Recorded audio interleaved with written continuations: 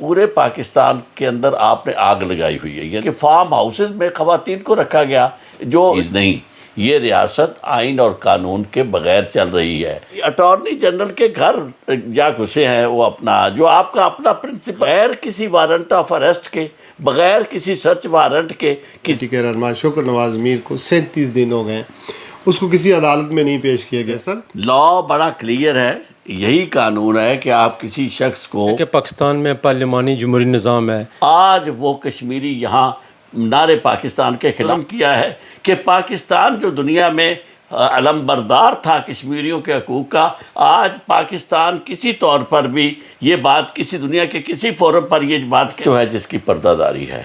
اگر عمران خان کو صرف جیل میں رکھا ہوتا کسی مقدمے میں، کشمیریوں کے لیے یہ پیغام ہے کہ اگر وہ ہماری طرح پنجابیوں کی طرح بیٹھ جاتے تو ان کا انجام غلامی ہونا تھا۔ السلام علیکم، میرے ساتھ اس وقت عارف چودھری ایڈوکیٹ صاحب موجود ہیں جو ہائی کورٹ بار کے سابق صدر ہیں، سینئر قانون دان ہیں، تجزیہ نگار ہیں، لندن میں موجود ہیں۔ آپ میرے پروگراموں میں دی لندن آئی میں انہیں میرے گیسٹ کے طور پر دیکھتے ہیں، لیکن آج بنفس نفیس یہاں تشریف فرمائیں اور ان سے پاکستان کی آزاد کشمیر کی تازہ ترین صورتحال پر ان کا تجزیہ جانتے ہیں۔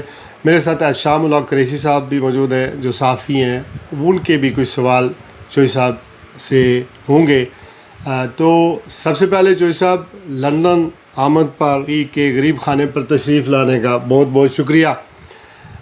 یہ فرمائیے گا سر کہ خواجہ سعد رفیق، جن کا تعلق مسلم لیگ نون سے ہے، وہ رپورٹ کر رہے ہیں کہ اسلام آباد راول پنڈی کے مختلف ہاسٹلوں سے اسٹوڈنٹس کو گرفتار کیا گیا ہے سینکڑوں کی تعداد میں، اور کاش کہ ہمارے صحافی یہ رپورٹ کر سکتے۔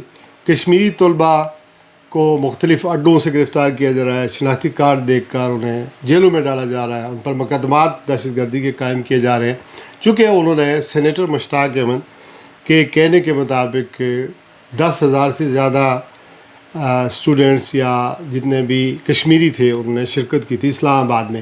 پاکستان کا کنسٹیٹیوشن آزادی اظہار رائے اور پھر احتجاج کرنے کی اجازت دیتا ہے یا نہیں دیتا؟ سب سے پہلے تو میں آپ کا شکریہ ادا کرتا ہوں جو آپ نے ہمیشہ محبت کی، اور آج میں آپ کے گھر آیا ہوں تو آپ کی مہمان نوازی بھی بہت دل نشیں اور دل پذیر تھی۔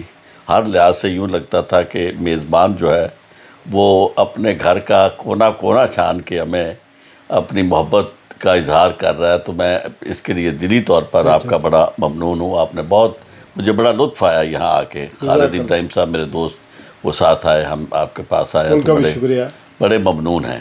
اچھا، اب آپ نے جو سوال کیا، مجھے یوں لگتا ہے کہ یہ جس طرح ہماری موجودہ حکومت جو ہے وہ نوجوانوں کو گوریلا وارفیئر کے لیے تیار کر رہی ہے، یعنی دنیا میں جہاں بھی نوجوانوں کے ساتھ اس طرح ہوا ہے، وہ اس کا نتیجہ یہ ہوا کہ وہ نوجوان چارج ہو جاتے ہیں۔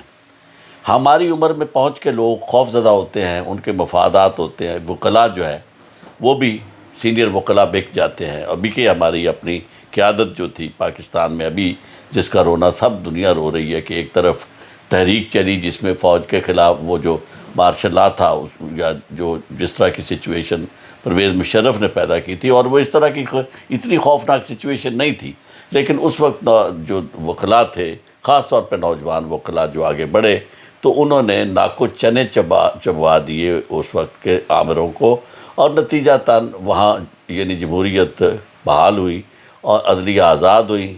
یہ باتیں پھر کریں گے کہ عدلیہ آزاد ہو کے کتنی زیادہ آزاد ہو گئی، وہ الگ بات ہے، لیکن اس وقت جو آپ نے کیفیت بتائی ہے یہ اتنی زیادہ تشویشناک ہے کہ ایک طرف آپ پورے پاکستان کے اندر آپ نے آگ لگائی ہوئی ہے۔ یعنی ہونا یہ چاہیے تھا کہ لوگ آپ کو یہ کہہ رہے ہوتے کہ جی وہ اس وقت جو صورتحال ہے اس کو آپ کنٹرول کریں، آپ کی ضرورت یہ تھی۔ اور یعنی انتہائی تکلیف دہ بات یہ ہے کہ آپ نے وہ آگ آپ کی طرف جاتی ہوئی نظر آ رہی ہے، آپ اس کے ذمہ دار نظر آ رہے ہیں. یعنی وہ لوگ جن کو لوگ دہشت گرد سمجھتے تھے، آپ کی جو گردان تھی، آپ کی جو زبان تھی، آپ کا جو بیانیہ تھا، اسے لوگ تسلیم کر رہے تھے، بائی کر رہے تھے. آہستہ آہستہ وہ بات بلکہ تیزی کے ساتھ جب لوگ یہ منظر دیکھتے ہیں کہ ہماری یعنی افواج جو ہے وہ نوجوانوں کو بھی مار رہی ہیں، عورتوں کو بھی مار رہی ہیں، بچوں کو بھی مار رہی ہیں، کسی کو معاف نہیں کر رہی. اور دوسرا پھر اس طرح کا احتجاج کرنے کی وجہ سے آپ لوگوں کو بند کرتے ہیں. اور یہاں تک مجھے جو اطلاع ملی کہ فارم ہاؤسز میں خواتین کو رکھا گیا جو جن بیچاریوں کا لڑکیوں کا کوئی قصور نہیں ہے. ایسی صورتحال کو جب میں دیکھتا ہوں تو میرے سامنے حمود الرحمن کمیشن رپورٹ آ جاتی ہے اور مجھے خوف آنے لگتا ہے کہ خدایا یہ کیا ہو گیا ہمارے ساتھ. آپ نے یہ جو اشارہ کیا Constitution. آئین پاکستان، اس کے بارے میں انگریزی میں کہتے ہیں ودر کانسٹیٹیوشن. کہاں ہے آئین؟ آج پاکستان کے اندر آئین نام کی کوئی چیز نہیں. یہ ریاست آئین اور قانون کے بغیر چل رہی ہے. ورنہ اگر یہاں آئین ہوتا تو اس طرح کی صورتحال پیدا نہیں ہو سکتی تھی. قانون کی حکمرانی ہوتی تو ہر شخص کو اپنی ذمہ داری کا احساس ہوتا. کبھی آپ نے دیکھا تھا یا کبھی دنیا میں ایسا ہوا ہے کہ آپ کے یعنی اٹارنی جنرل کے گھر جا گھسے ہیں وہ اپنا جو آپ کا اپنا پرنسپل لا آفیسر ہے اسٹیٹ کا، اس کے گھر میں لاہور میں جا گھسے اور پھر جواز کیا دیا؟ کہتے ہیں نا عذر گناہ بدتر از گناہ است. کہتے ہیں جی اصل میں ہمیں پتہ نہیں چلا، ہم تو کسی اور کے گھر جانے چاہتے. تو یہ کسی اور کے گھر جانے کا مطلب یہ ہے کہ ہم تو وہ ہمارے ہاں شیر گڑھ کی گائے اسے کہتے تھے کہ وہ آزاد پھرتی تھی، کبھی کسی کے گھر گھس جاتی، کوئی انہیں پوچھنے والا نہیں تھا. یار آپ آئین کے رکھوالے، قانون کے پاسبان، لا اینڈ آرڈر نافذ کرنے والے ادارہ، آپ بغیر کسی وارنٹ آف اریسٹ کے، بغیر کسی سرچ وارنٹ کے کسی کے گھر میں بھی گھس جاتے ہیں. اچھا، پاکستان کا کنسٹیٹیوشن یا لا کیا کہتا ہے جب آپ کسی کو کسٹڈی میں لیتے ہیں؟ تو یو کے میں تو اس کو 24 آورز کے اندر اندر آپ کو کسی مجسٹریٹ کی عدالت میں اسے پیش کرنا پڑتا ہے. پاکستان میں ایسا کیوں نہیں ہے؟ آج ایک اندازے کے مطابق کالا دم قرار دی گئی جوائنٹ عوامی ایکشن کمیٹی کے رہنما شوکت نواز میر کو 37 دن ہو گئے، اس کو کسی عدالت میں نہیں پیش کیا گیا، کسی پولیس تھانے میں کوئی اس کی جو رپورٹ ہے یا ایف آئی آر ہے وہ بھی درج نہیں ہے. تو اس حوالے سے لا کیا کہتا ہے سر؟ لا بڑا کلیئر ہے. یہی قانون ہے کہ آپ کسی شخص کو بغیر وجہ کے گرفتار نہیں کر سکتے. اگر آپ اسے گرفتار کرتے ہیں کسی بھی جرم میں، اور جرم جو ہے وہ قابل دست اندازی پولیس ہو، ایسا جرم کہ جس میں پولیس کے پاس کسی کو گرفتار کرنے کا اختیار ہے، تو اسے آپ گرفتار کر کے فوری طور پر 24 گھنٹے کے اندر کسی عدالت میں، جہاں کسی سے مراد جو اس علاقے کی مجاز عدالت ہوگی، وہاں آپ پیش کریں گے اور وجہ جواز آپ بتائیں گے کہ جی انہیں ہم نے اس لیے اریسٹ کیا ہے، اور پھر اس کے بعد بتائیں گے کہ جی ہمیں ان کے جسم کی ضرورت مزید تفتیش کے لیے اتنے دنوں کے لیے ہے. تو وہ اس مجاز عدالت کے حکم کے بغیر کسی کو آپ ایک لمحے کے لیے نہیں رکھ سکتے. تو جو پہلے میں نے آپ سے عرض کیا تھا، میں وہی کہوں گا کہ کیونکہ وہاں قانون اور آئین نہیں ہے، وہاں مرضی ہے پولیس کی، جس کو جو چاہے کرے، اور اس وجہ سے انہیں کسی عدالت میں پیش نہیں کیا جا رہا. آپ کی جو باتیں سن رہے ہیں، جو حالات و واقعات دیکھ رہے ہیں، لگتا نہیں ہے کہ پاکستان میں پارلیمانی جمہوری نظام ہے. تو اس صورتحال میں ایک نیا معاہدہ کر لیا جائے. پاکستان ان حالات میں چل نہیں سکتا. کہتے ہیں مہنگائی ہے اور یہ امریکن کی بھی آنکھوں کے تارے ہیں. تو اگر یہ سلسلہ چل جائے تو کیا سمجھتے ہیں پاکستان اس طرح نہ چلا جائے؟ دیکھیں، میں آپ کو عرض کروں، پاکستان جس طرح بھی جا رہا ہے نا، وہ میری اور آپ کی مرضی سے نہیں جا رہا. اس میں عوام کو مشورہ دینے کی بھی وہ ضرورت نہیں محسوس کرتے کہ ان سے پوچھے. وہ اگر عوام کی رائے شامل ہوتی تو کبھی یہ دن نہ دیکھنے پڑتے، کبھی یہ نہ ہوتا کہ آپ ایک ایسا شخص جو عوام کے مینڈیٹ کے ساتھ الیکٹ ہوا ہے، اس کی گورنمنٹ کو آپ امریکہ کے کہنے پر چلتا کرتے ہیں. عدالتیں بھی رات کو کھل جاتی ہیں، گاڑیاں بھی آ جاتی ہیں، اور اس کے بعد اس کو آپ کا سابق پرائم منسٹر عمران خان جو ہے، اسے آپ اس انداز میں گرفتار کرتے ہیں جس انداز میں آپ کسی دہشت گرد کو بھی گرفتار نہیں کرتے، اور پھر اس کی حالت آپ یہ کر دیتے ہیں کہ وہ بنیادی انسانی حقوق سے بھی اسے محروم کر دیا جاتا ہے، اور اس کے جو ساتھی اور جو اس کا ساتھ دینے والے لوگ تھے وہ ہزاروں کی تعداد میں جیلوں میں مسلسل بند کرتے ہیں، اور پھر آپ عدالتوں کو ختم کر کے اپنا نئی 26ویں اور 27ویں آئینی ترمیم لا کر اپنی مرضی کے ہینڈ پکڈ لوگوں کو لا کے، اور انتہائی جن لوگوں کی شہرت جو تھی وہ یعنی بالکل داغدار تو لفظ معمولی ہے، شہرت ان کی بدنام زمانہ تھے، ان کو آپ نے اٹھا کے لا کے کسی کو چیف جسٹس کہیں لگا دیا، کسی کو جج لگا دیا، اور پھر کرائم میں انوالو جو آپ کے سرکاری ملازمین تھے ان کو عہدے دے کر بٹھا دیا گیا، کیونکہ انہیں پتہ ہے کہ ہم کرمنلز ہیں، ہمارا ریکارڈ ہے، لہٰذا ان کو یہ اختیار دے دیا گیا کہ عوام پہ چڑھ دوڑو، ان کے ساتھ جو زیادتی کر سکتے ہو کرو۔ ایسی صورتحال میں راستے خود نکلتے ہیں، اور اگر آپ آئین کے ذریعے راستہ نکالنے کی کوشش نہیں کرتے، جو خود راستے نکلتے ہیں وہ غیر آئینی تو ہوتے ہی ہیں، وہ ریاست کی جڑوں کو بھی کھوکھلا کر دیتے ہیں۔ چوہی صاحب، جو پاکستان ہے وہ آزاد کشمیر کا وکیل تھا، اور وکیل نے اپنے موکل پہ گولیاں چلا دی۔ جو مقبوضہ کشمیر میں ہم کیس پلیٹ کر رہے تھے کہ وہاں پہ ظلم و جبر ستم ہے، لوگوں کو مارا جا رہا ہے، وہی آزاد کشمیر بھی سیم صورتحال ہے۔ تو آگے مستقبل میں آزاد کشمیر کا جو وکیل ہے وہ کیس دنیا کے سامنے کیسے پیش کرے گا؟